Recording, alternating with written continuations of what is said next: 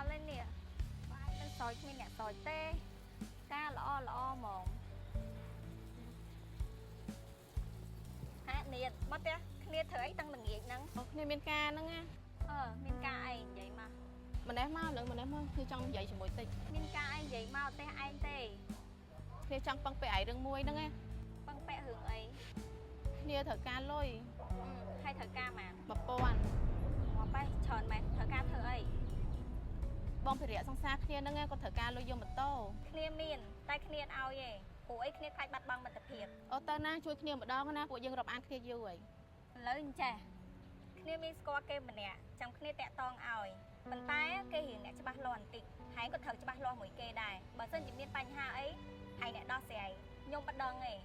ទៅគ្នាដឹងហើយគ្នាមិនឲ្យបាក់មុខទេ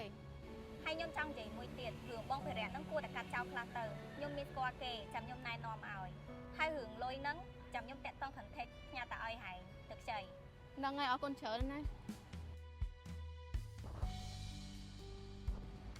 នេះអូនលុយ500ចាំខាងបងតើយក2000បាន1000ដោយសារអីបងកាត់50%មកនៃអូនឥឡូវនេះយកបានអត់បើយកបានអត់ខ្វះអ្នកយកទេ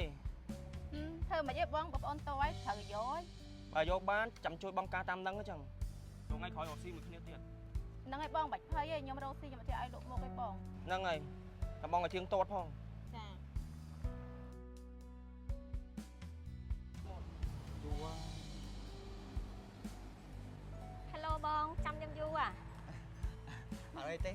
អញ្ចឹងបងអញហៅបងមកមានការអីមែនខ្ញុំចង់ណែនាំមនុស្សម្នាក់ឲ្យបែងស្គាល់ហ្នឹងណា